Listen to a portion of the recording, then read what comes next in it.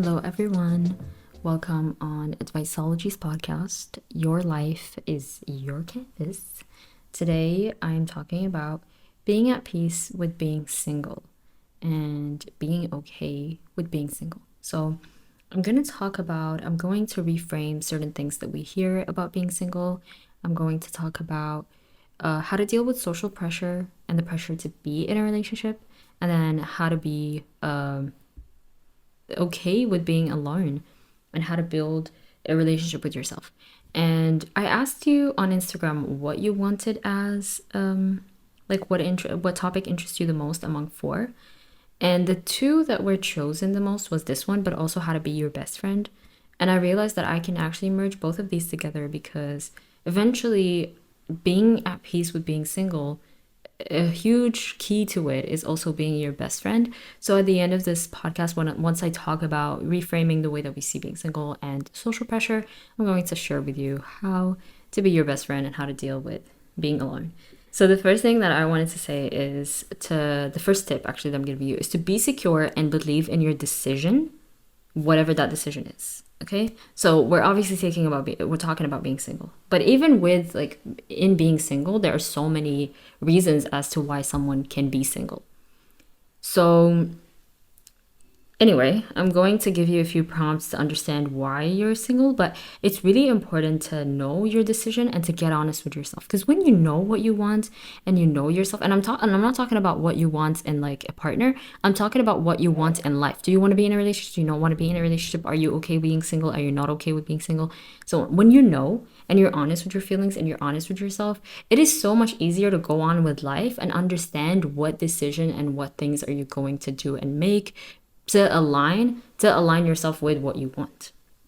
It becomes like when you know what you want, your goal becomes a very clear target. Okay, so for me, you've probably seen it, but the title of the podcast or the video, I said that I'm 25 and I've never dated, never been in a relationship. And initially, it started as I get a lot of criticism for it but initially it started because parents actually told me when was it? I have no idea when it was, but anyway, they told me don't date because don't date girlfriend, boyfriend, all of that, it's 1 year too young. But it was mainly for religious reasons because there's no dating in Islam, and they want me to, if I ever was to find a partner, it's in a halal way. That's a different conversation, that's a different thing, that's a different, I'm not going to mention that in the video. It's in the podcast. It's a different conversation. Anyway, so when I reached the age of I think 16 or 17, at first it was just a religious reason, So I was like, oh, okay, sure, okay, for religious reasons. But then, and that on its own is a lot to deal with, with social pressure and everything. On top of that, you're justifying yourself and try to explain to people why you don't date and everything for a religious reason. It's even more criticism and just weird stares and so on.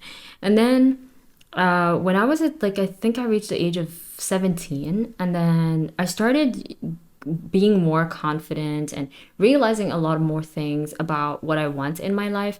And I've realized that actually, besides the religious reason, I sort of don't want to be in a relationship, at least not for now, and I'm not ready for it. And so in my mind, I was like, if I ever want to be in a partnership, girl, it's business. Anyway, if I want to be in a relationship, it would be really later in life. And I remember, and so yeah, that's what I told myself. So I was really honest with myself, and I was like, do you want to be in a relationship? Nah, I don't, not really. So that really helped me understand if it's something that I want or not. And that's really, really important because, again, as I said, if you are secure in your decision and you believe in your decision, then you're fine. And obviously, if you want to be in a relationship, you don't really like being single because you want to be in a relationship and for healthy reasons, and you have reasons that are healthy, they're not because you're afraid of social pressure or because you hate being alone. Genuinely, it's because you want to find love, and it's because, and even finding love sometimes could become toxic. And that's why I'm saying your reasons are healthy.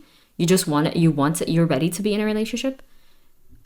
I get it. I can understand that. It doesn't mean that, you being stressing out about it and stuff like that, it doesn't mean that it's necessarily bad. It's just something that you want. But even so, we can want something and still be okay with our current state and our current decision. Like, for example, I really want my career to skyrocket. I want to gain more followers. I want to have more impact. And when I say gain more followers, it's not for the metrics, but to reach more people. And I want to create more impact. I want to change the way a lot of things are perceived. Mental health, for example, personal development, so many things. But I really, really want that. And the situation that I'm in sometimes frustrates me. But it doesn't mean that I'm not enjoying the situation. It doesn't mean that I'm not embracing it, that I'm not accepting it, and so on. Okay? So anyway, the question prompts, I kind of already said the prompts that I was going to ask you, but the questions that I was going to ask you was, why are you not currently in a relationship? So why are you single? Okay? And this could be for so many reasons. And actually, I had a few reasons. I asked you this question on Instagram, and I had a few reasons, and I wanted to check what the answers were. Some of them were really, really funny. Okay, so I said, why are you single? And this was super funny because I'm actively not seeking ways to know men and not into dating apps. This was really funny. The other one also that made me laugh is that no one has ever really approached me. And this was really funny. Which one was it? Oh, this one. This was so empowering. Haven't found anyone who can love me like I love me. Yes. Okay, and yeah, and then other ones, it was a more like, that's just like, I'm not in a good place, or I'm not ready for it, and so on. So the reason why I'm asking, like, why are you single? It's because it's so important to understand why you're single. That also gives you your decision, and it gives you more understanding and more insight on what you want out of life. So if I was to answer this question, why I'm single because I'm focusing on me, and there are so many goals that I have that just consider me. Like, in the picture, there's just me. Obviously my family, but what I'm saying is just mainly in the picture, there's just me. I'm focusing on me and reaching the goals that I want to reach. So having a partner is just not in the mix right now. But yeah, and then the second question was that if you do you enjoy it? If it's a choice, I think if it's a choice, you are okay with it. But maybe if it's not a choice, you're not really enjoying it. But anyway, if you do not enjoy it, the following question is, why do you not enjoy it? So do you not enjoy it because you are fed up of social pressure, or it's overwhelming to constantly hear people say things about you being single? Is it because you hate being alone? Or is it because you want to find love and it's frustrating that you still haven't found love? Whatever your reason is, the following things that I'm about to say throughout the whole podcast, especially if your reason is social pressure or that you hate being alone, are really going to help you. Chapter 1. Okay, so section 1, basically. Chapter 1 is going to help you deal with social pressure. And the last chapter, which is chapter 2, is going to help you deal with being alone and hating being alone. Now, as I already said it previously, it's because you're frustrated to find love and so on, despite our frustration to get to the thing that we want. As I said, for me, what I really want is career and really pushing myself, not pushing, but like reaching my goals in terms of content creation. So it doesn't mean that I'm still at peace with what I'm doing. I'm in peace right now. I'm content with what I'm doing. I still want to reach for that. Obviously sometimes it's frustrating, but I can still live. I can still go on with my life. It's not, I'm still peaceful. Like, I have some peace regarding that. And that is why, so regardless, whatever your reason is from these 3 that I mentioned, this podcast hopefully will help you. So the first thing that we're starting with is changing your views on being single. And the first one is that a lot of the times I feel like with TV shows and just K-dramas as well, but like TV shows in general, and what else? Movies, entertainment, like all of these elements, they sell us the idea that romantic love is the only love, or that it's somewhat or the most important. There is not just one single love. Romantic love isn't the only love that exists. And I've realized that when I was, I think, again, 17 or something like that. Because I remember it was always sold to like on magazines, on especially teen mags, every magazine, as I said, TV shows and so on. You're constantly sold this idea, and sometimes it feels like that's the only love that exists. Actually, not sometimes. In the beginning, it felt like that was the only love that existed. And it will obviously make you lonely and make you so depressed if you believe and you think that the only love that exists is through a romantic partner. You're you're never going to be satisfied if you don't have that. You feel like you're missing out on love, when love, it can be found, isn't it? Can be, yeah, can be found in so many ways, through so many things, like family love, friendship love, literally strangers sometimes can share love. And love can truly be found in so many places if we just look into it, like if we just observe a little bit more, if we're just more mindful about it, if we listen more, if we observe more. Now, obviously, the love that you're going to get from your friends or the love you're going to get from your family isn't romantic love, but there are different types of love. And so be more welcoming to those type of love and give love as well. When I was like a teen, I thought that I couldn't share love and I couldn't give love and until I find a partner, because that's the only love I could give and receive. And when I went to uni, that's when I've realized a little bit more, like I started growing more and gaining more maturity. And I was like, wait a second, like love can be found in so many ways. Like I find so much love with my friends, and I found so much like in my friends, and I find so much love through family gatherings, and I find so much like just like that, and again, it doesn't have to be like in an instant, like in one instant, in one thing, you can find so much love. And that's the love that you also want to cherish. That's the love that you want to welcome. That's the love you want to, give priority to as well. And so for me, that really, really changed my, I'm going to say, idea about love. And it really filled me with, like, just being able to fill myself with so much love and not having to wait for a romantic partner in order to express my love or in order to feel like I'm receiving love, and just feeling love in general. Like it's an important emotion. Love is out there, and welcoming it and also giving it is important. So yeah, so that's the thing. The first thing that we're reframing is that love does not exist just in a romantic form. Love can be found in so many other forms. Editing me here, just wanted to emphasize that the types of love that I shared do not in any way replace romantic love.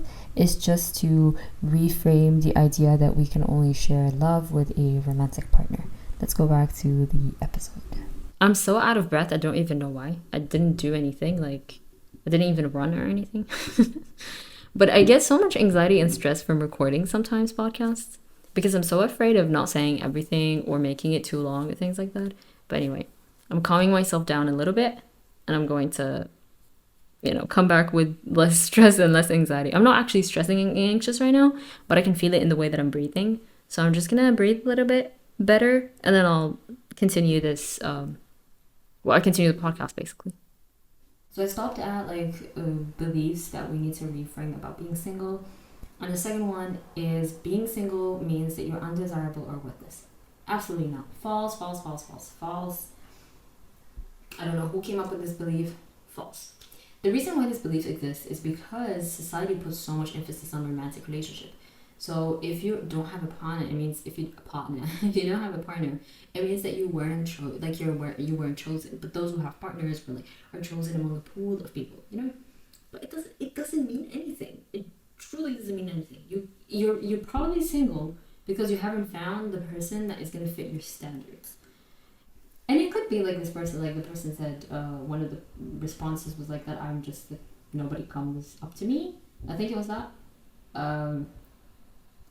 No one has ever really approached me. But it could be that. And still, it doesn't mean that you're worthless and undesirable if nobody has approached you.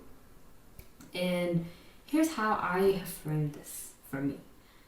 For me, it was about, I always sat with myself and I was like, okay, I'm single. Why am I single? I'm single because I haven't found the person that fits the standards that I'm looking for. Great, okay. But also, I will never, ever put my worth And anything else that, like my worth, my beauty, my desirability, all of that, I'm never going to give power to somebody else to judge whether I'm those things or not. I am those things because I attribute those things to myself, because I've worked on my self-esteem, I've worked on my self-worth, I've worked on my self-confidence, and I see myself as worthy. I see myself as a great person, as a great partner. I see myself as those things. So me being single, I am single because I choose to be single, and because I haven't found someone that so far has changed that idea about me preferring to stay single. So this is how I frame it, basically. This is how I reframe it. You cannot give power to somebody else to decide whether you are worthy or undesirable.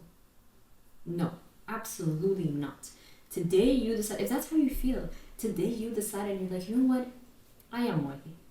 I'm worthy simply because I exist. And that's it. And then you build that worth by getting to know yourself, by doing more things that you're proud of yourself, and so on.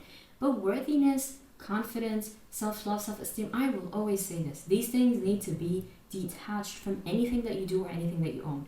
And they need to be here, and they need to exist because of you. Because what is you, who you are. If your confidence is based on tangible things or things that are so volatile, like, I don't know, your career, your studies, anything, like literally your car, anything, your parents' financial privilege, anything. Those things are so volatile. At any moment, those things can go away. At any given time, those things can go away. What are you left with? Where's your confidence? Gone with them. And that is why confidence, like self-worth and everything, that is why I say your worth and your self-worth is simply because you exist. And then you grow it and you nourish it and you expand it. But yeah, I think I said everything. I do have a podcast on confidence if you want to listen to it. I think it's episode 2, and I am working on it in the second confidence podcast that is going to be a lot more digestible than the first one because it's like tips basically. But okay, so the third belief, and then we're going to hop onto the chapter of social pressures. But the third belief is that I don't know where this belief came from. Actually, none of these beliefs, I have no idea why they still exist and they're still very persistent. But the third belief is there's an expiry date to finding love, especially if you're a woman. And they assign that to women not being able to conceive and not being able to have kids at a certain age. So I've heard this a lot of times, and I've heard the most disgusting things ever. It was awful. Just the ideas that I hear in the streets and just like my extended environment is just awful, like disgusting. But the reason why I say this is because a lot of times in my culture, I hear these conversations and these stories and so on, and all the time it's like an old man that wants to get married, like 60 plus, and when they're looking for a wife for these men, because it's a lot of them. And when they look for them, it's like, and it's so normalized. And they say it in the most chill way, like, yeah. He's looking for a wife, yeah. Someone who's in her 20s, yeah. Excuse me? Are you, like, do you hear yourself right now? And when you say, like, 20s, that is not possible. Like, there is no shame in someone being over 50 and wanting to get married. But you're telling me that he is only looking for for girls in their 20s? Like, no, I'm sorry, absolutely not. And when I try to understand those, every time it's the same excuse or like argument that it's because he wants someone who's able to, give him children, someone who's able to conceive and so on. Okay, generally speaking, women that are pressured to get married just because people believe that they have like an expiry date to conceiving, the first general argument is that not everybody wants kids. Okay, stop shoving your opinions onto people. Not everybody wants kids. And that is okay. Second, the way that I see it is, I have someone in front of me right now, okay? Let's say a girl in her like 30s, okay? A woman in her 30s. And I'm like, yeah, I'm sorry, but like you really need to get married because like, you want kids and like, and I purposely said you want kids, okay? Because I'm choosing someone who wants kids. So the example is someone who wants kids. And they're being pressured to get married because, oh my God, the clock is ticking. You're not going to be able to have kids. This person just decides to, like, because of the pressure, just jumps on the first, marriage proposal. And it's like, you know what, yes, or dating the first person. Anyway, they're like, yes, okay, you know what, yeah, you're right, that's it, I'm just gonna commit, like, okay. But deep down, they're not doing anything, but deep down they aren't aligned at all with what they want. They're not in tune with what they want at all. They just did it because of social pressure and didn't think things through, didn't think things in the way that they want to live their life. There is no issue in wanting kids, and there is no problem in stressing out because you're afraid you won't be able to have kids. But I'm gonna go to, like, a very hard pill to swallow in a second. But when you're jumping into something that you do not want or doesn't align with what you want, you're settling, basically. You are setting yourself up for just the worst type of feelings, because you didn't take the time to think whether this person in front of you is someone that you want to live the rest of your life with, and if the person in front of you is worth having kids with. And I don't say this out of nowhere. I say this because I have so many secondhand experiences. I have seen so many things in terms of relationships, and it's baffling the things that people will still say despite, one, going through the experience, or seeing someone close to them going through the experience, and the experience that they pushed them to do, and then still hold the same beliefs, still hold the same ideas. When you knew that the ideas that you kept pushing were the ones that harmed the people closest to you. And so it just baffles me that people still hold on to these ideas, these cultural ideas, just to maintain culture. But we can love culture, and we can love our country, and we can love everything about, our country, while still breaking the things and stopping and saying, no, I don't abide by this. Because this is no longer just serving me. This is toxic. This is not okay. This is not helping me. This is not bringing anything to my life, any value. It's actually hindering my mental health, or it's impacting my mental health. It's hindering my life. And so, yeah, like, where was I? But yeah, like, it just, so basically what I was saying is, setting an expiry date to something puts more pressure onto people making mistakes. If you pressure someone to be like, oh my God, it's the same, it's probably not the same because it doesn't have the same impact, but like when you're in high school and you're pressured to choose something that you want, and you're like, no, I want a gap year because I can't choose, like, I don't want to choose right now, I really want to choose something that's, like, worth it and everything. Everyone is like, no gap year, you have to keep this flow of studies, and so on. And you still have no idea what you want to do, but everyone is pressuring you to just choose something and go with the thing that is going to guarantee your future. And we don't care what you want, it doesn't matter, just live your life on autopilot. There is a point and a time where you're like, oh boy, what did I do? Or, oh my God, why did I choose this? Or, oh my God, why did I listen to people? Or, in everyone, just think about something that you did based on social pressure, or based on your parents' pressure. Parents' pressure, familial pressure, all of these things are social pressure. Something that you were pressured to do that you realize was not something you wanted to do. So many people are pressured to study something that they don't want to do, and then realize that, oh my God, that's never what I wanted to do, and why did I do this? I've lost so many years. Why did I listen to my parents? Like, at the end of the day, they're not happy. I'm unhappy because look at the situation that I'm in, and so many things. It's the same concept, maybe with consequences that are different, but it's the same thing. And so when you are choosing something that is not for you, you're killing yourself. You're destroying yourself. It's better to take the time to choose the right things, to be aligned with yourself, no matter how much time it's going to take, no matter what society tells you, no matter what everybody is saying about you. It does not matter. Take the time to choose something that is for you. Take the time to listen to what you want, and take the time to respect the promises that you've made for yourself, and to reach those things that you want, not somebody else wants for you.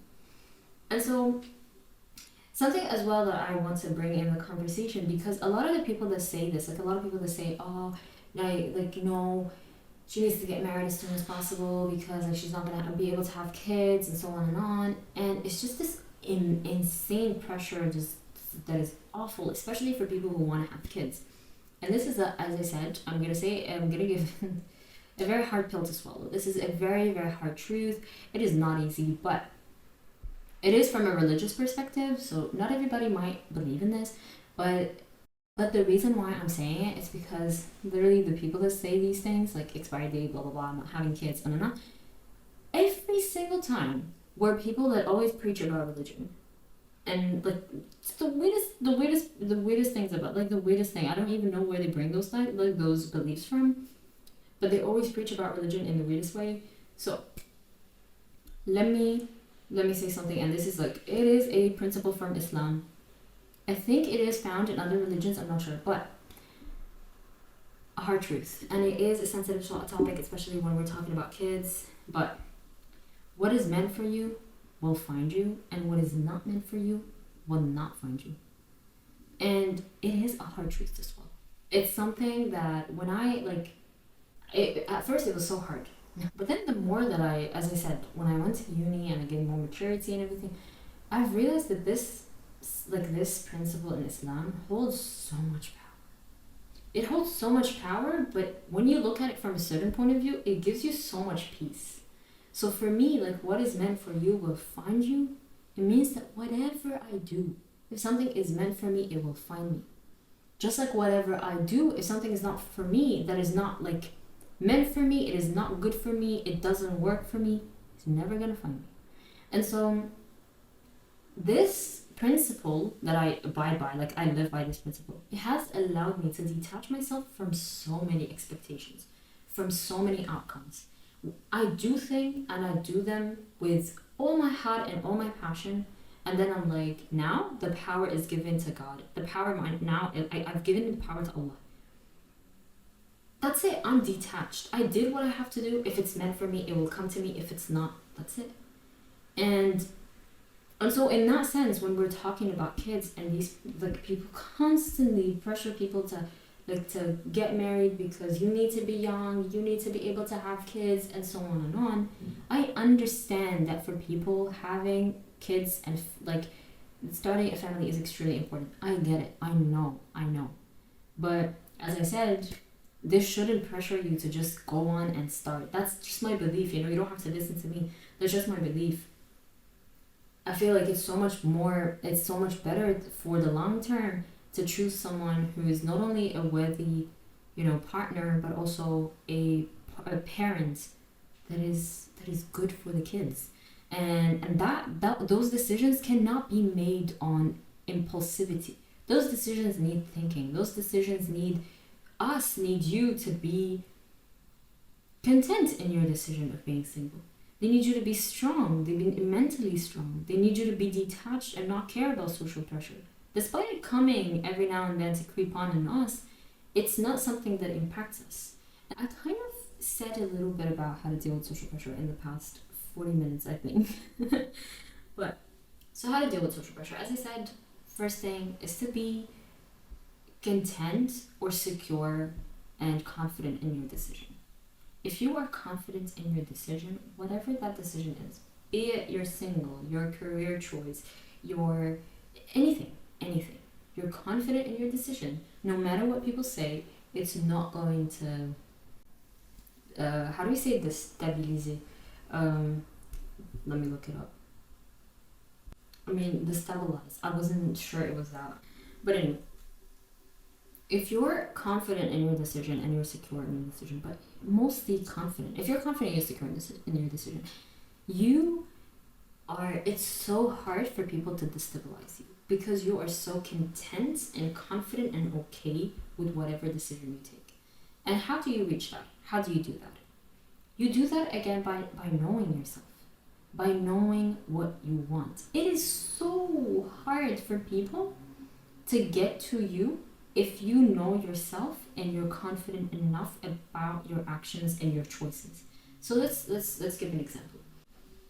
Like the example that I can think of is pressure to, for example, smoke or drink.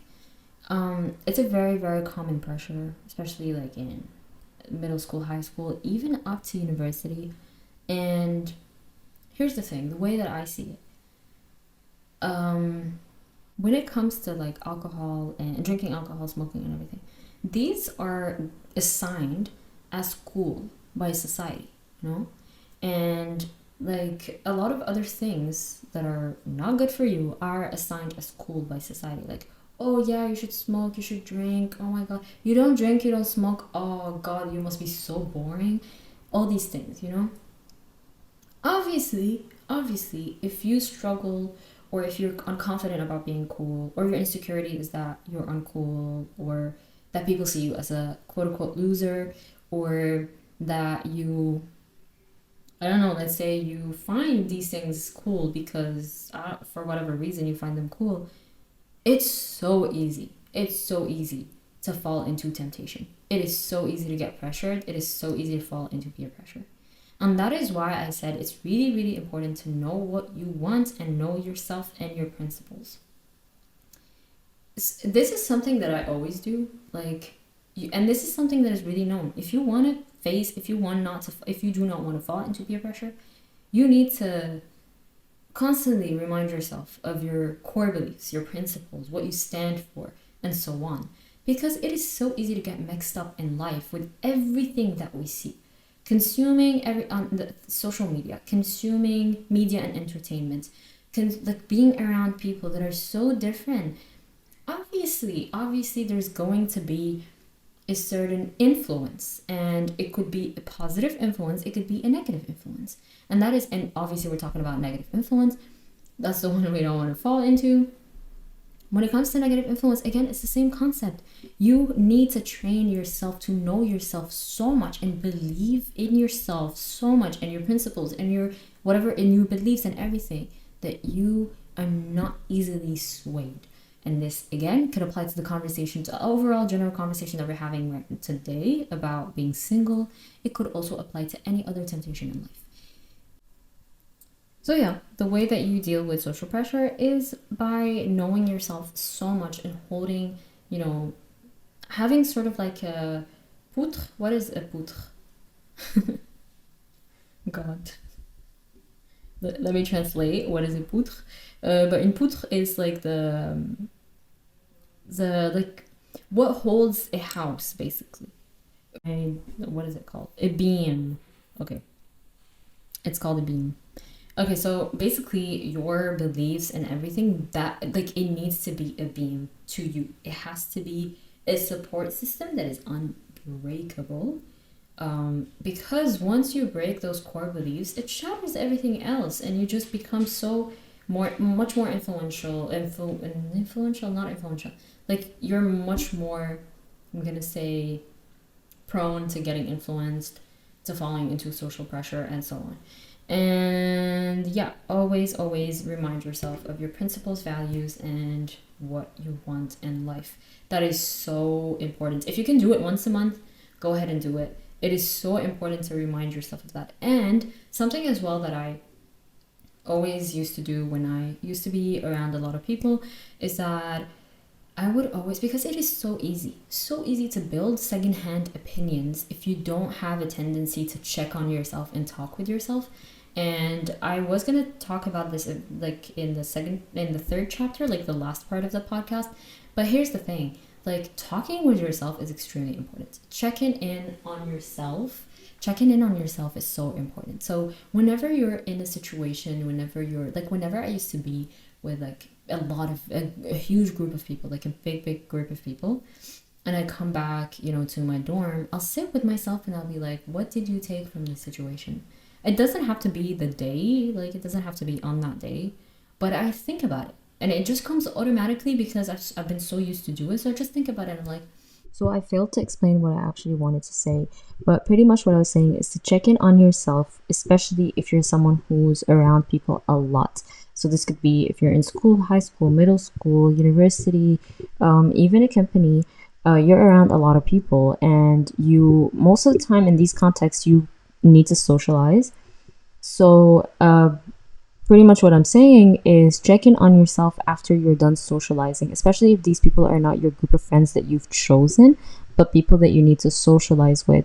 Be careful if you feel, check in on yourself and ask yourself, how do you feel? Do you feel pressure? Do you feel unsafe? What are the feelings that arise when you're around these people? Obviously, if you feel unsafe, if you feel pressured, that is not a good sign, and you need to get yourself out of that environment, out of that situation. But to summarize, what I'm saying is to just check in on yourself to understand and know whether how you feel and whether the information that gets into your environment from social settings is that yours or are those secondhand opinions. And most important is how you feel. Do you feel safe? Do you feel pressured? And so on. Even among your friends, do you feel safe? Do you feel pressured? Those are very important questions to ask. Because it's so easy to get influenced, especially if the environment is unsafe or if you feel pressured to do anything that you don't want to do. But yeah. Okay, I do want to say something before we get on to the next step. Please do not settle. No matter how awful and bad, the pressure is, no matter what people are saying to you, no matter how people are treating you for being single, please do not settle. And you have to be like, whatever decision you're taking in life, you need to be certain about the decision that you're deciding on. You need to know what you're doing. You need to be certain and confident of it. And it's so much better to do something despite it taking a long time and a lot of time than rushing to do something just to satisfy society or your auntie or your parents or your siblings. I don't know who, but it is, or your friends or anyone. And it's not cool. It is not okay. And again, I say this genuinely because I have seen so many stories of people feeling trapped because they've decided to jump onto whatever relationship and commit to it, and now it's just like, oh, oopsie, like, what did I do? Why am I in this situation? I can take myself out of this situation. And sometimes it stays like that. Sometimes it ends into just an awful breakup and just something that is just not cool and nice and just added, drama and sadness into your life for no reason. There is no need to prioritize what other people want, even if those people are your parents, over your own needs and wants. Again, there is no need, and it's not worthy to prioritize other people's needs for you, okay, over yours. So when I said for you, it's because sometimes you're going to prioritize other people's needs over you. That's normal. Sometimes somebody needs you and you're like, oh, okay, I need to put a little pause, I need to pause a little bit of the work that I'm doing and go help someone that needs me. But when they need you to do something for them, that is like, but when they want you to do something that is like, they want you to marry, or they want you to study something, they want you to do something specific to satisfy their own need, but they're doing it through you, absolutely not. Come on, it is not worth it. And it's not worth it. So there's no need to give that satisfaction to people that at the end of the day wouldn't even care if you're miserable. They won't care if you're sad. They won't care if you're not content in that relationship. Most of them will tell you, if you ever decide to speak up and say, hey, you know what, I'm deciding I will decide to get a divorce, I don't really like this relationship, most of them will be against you. Most of them will be like, oh my god, how dare you say this? Why did you decide to get married in the first place? No. There's no need for that. Truly, there is no need for that. Why would you put yourself through that situation? Please do not settle. If you are not ready for a relationship, if you haven't found the person that you are looking for, please do not settle. Seriously, anyway, I've said enough. but please do not settle. But yeah. Anyway, so as I said, to wrap it up with social pressure, we still have another chapter. This is really long. For social pressure, as I said, you really need to have a strong belief system. You need to believe in yourself, believe in your decisions, believe in your principles. And as I said, remind yourself of your principles and your beliefs, your core beliefs, and so on. And next is chapter 3. And I think this one is going to be pretty quick because I am planning on making a bigger, a longer podcast on being okay with being alone and just building a relationship with yourself, being your friend. So I just wanted to check an answer that I got just to save it because I wanted to emphasize a little bit on that answer. It was really interesting. It was an interesting answer. But anyway, so being okay with being alone. I think I'm gonna give 2 tips mainly, okay, to keep it short. But the first one is to surround yourself with good people. You feel so much less alone when you have a good group of friends. But again, that is not enough, and that will be the second tip.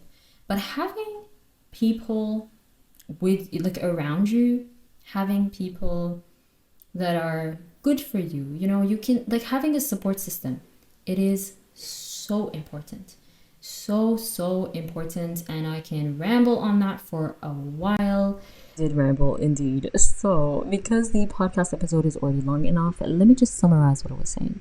But pretty much what I was saying is I personally do not have a friend group system or support system. I have one friend and our relationship is long distance. I did see her recently, which is so good because I haven't seen her in a while, like in 2 years. And prior to that, we would only see each other for literally 4 hours or 16 hours because we only meet each other for a day or 3 days because that's the only time where we get to meet, because it's the only time where our schedule is sort of I don't know how we say, but anyway, that's the time where I'm in Saudi and she's in Saudi as well. And it's very rare. Anyway, so I was really excited. It made me feel so good. I haven't felt this much happiness in a while. It's so so happy I got to see her. It was so nice to meet up with her, and hopefully we'll get to meet each other again and not have to wait 2-3 years. But anyway, so what I was saying is the reason why I mentioned that I do not have that, it's because to let you know that it's okay and you can still be fine alone, especially if you manage to become your best friend. And I am my best friend, and that's how I am able to survive and be fine living on my own and being on my own and just doing things on my own, that doesn't mean that it doesn't make things lonely, or it doesn't make things hard, or it doesn't make me sad, or it doesn't make me feel any type of way. It does, but I know that eventually I'm going to find people around me, and people that are in the same country as me, people that I can meet up often, people that I can have a good connection with, people that I can have fun with and just meet up and everything. So surrounding yourself with people is really, really important. Finding a community is really important. It really helps with lowering the feelings of, being alone, feeling unloved, or feeling lonely as well sometimes. However, that is why I say that if you do not have that support system, if you do not have that group of friends, the other thing, but as I said in the beginning, you can receive love from everybody else, so your family, everyone. But if you do not have that, then building a relationship with yourself, it's not then. It's the relationship that you have with yourself, that's going to help you the most. Whether you have friends or you don't, that is the core. That is the beam of your of not feeling alone, basically. And it doesn't mean that feelings of loneliness are not going to arise. It doesn't mean that you're not going to feel alone every now and then. But building that relationship with yourself is going to give you such a strong support to go on with your life, to feel peaceful, to be okay with being on your own. And you're fine, and you're okay, and you're content, and you're confident, and you're full of joy and happiness and so on, until you find the right people until you find the partner, until you find so on and on. Again, as I said, even with a partner and with a relation and with friendships, you still need to cultivate the relationship that you have with yourself. That is the relationship that is always going to be there. It will never go away. So you need to work on it. Now, I'm going to share with you a few ways that you can build the relationship with yourself. But as I said, I'm going to make a separate episode just to dive deeper into how you can be your own best friend. So the first one is, for me, again, self-awareness. Self-awareness all the time, because self-awareness really gives you so much insight and so much knowledge about yourself and who you are. So get to know yourself, get to understand yourself, get to dig a little deeper on your goals, your dreams, what you like, your pains, your feelings, your emotions. And while I'm at it, this is the response that I got. I don't like to sit with my feelings. To the question, if your reason is because you're afraid of being alone, what makes you afraid of being alone? Or what do you struggle with when it comes to being alone? And the response that I got, one of the responses is, I don't like to sit with my feelings. And the other responses, I've got also the pressure on what people think of me. Society thinks alone equal not desirable. I've spoken about it in the beginning. And then I think people need strong group of friends. Even those in relationships need diversity. Exactly. And this is what I spoke on in just a few minutes ago. Having friends is really, really important. Having a community as well. And also, I wanted to say that if you can't find a community like in your place locally, you can always join groups online. There's so many online communities. If you just go on Discord, like if you search, there's a website to search for Discord channels, but I forgot what it was. I'll link it below. But you can just search for any type of like community that you're looking for. It could be an art community. It could be it could be literally any community, and you can just join that community and start chatting with people in that community. I have a Discord as well that I will link down below if you want to use it for meeting people. And then I also have a private group chat on Instagram if you want to come and chat with us, chat about your favorite shows, your anything really, just to exchange, to sort of like get you out of your daily routine and so on. I just started the group chat, so I'm not sure what to do with it, but it's mainly just to chit chat and feel less alone, and just to have like that sort of like, like a go-to chat that you can just pop in and say hi, and that's it. Like people respond, people exchange, people like, and so on. Okay, so back to this, to the response. I said, I don't like to sit with my feelings. This is like, I understand, but this is so important. This is so important. Like, you are not going to be able to expand the relationship that you have with yourself and the ones that you have with other people as well if you do not listen to your feelings. If you do not sit with yourself and you're like, okay, here's how I feel, I need to listen to it. I used to be like that a while back, but then I realized that I was like, I recorded a podcast on this and I completely forgot that I recorded it. So I never got to edit it. And then anyway, I remembered it this morning. So I was like, girl, organize your recordings. Because I think I have like 4 recordings and I have no idea where they are because I don't name them. Oh boy. Anyway, so like I used to be like that as well. Okay, I used to never want to sit with my feelings and always try to distract myself the minute I can. Every time I can, I'll just distract myself. Distract myself by watching something, by meeting up with people, by doing anything but sitting down and dealing with my emotions. But the thing is, I was causing myself more harm than anything. Bottling up my emotions didn't do anything, any good thing to me. It just gave me panic attacks for just unexpected ones, obviously, because panic attacks are unexpected. But in so much pain for nothing, when I could have just like sat down with my feelings and be like, hey, this is what I'm going through, and I am feeling really sad and I'm feeling in pain, but at least I'm talking to myself and I'm giving myself the space that I need. But beside when you're not sitting with your emotions and your feelings, you're not allowing yourself to grow. You are not allowing yourself to heal. And for what? For what? The pain that you're going to feel talking about those feelings is true. It is painful. But the pain that you're holding, bottling up those emotions, is sometimes worth or equal to the pain that you're going to feel if you were just to speak about them to yourself and just be like, you know what? This is how I feel.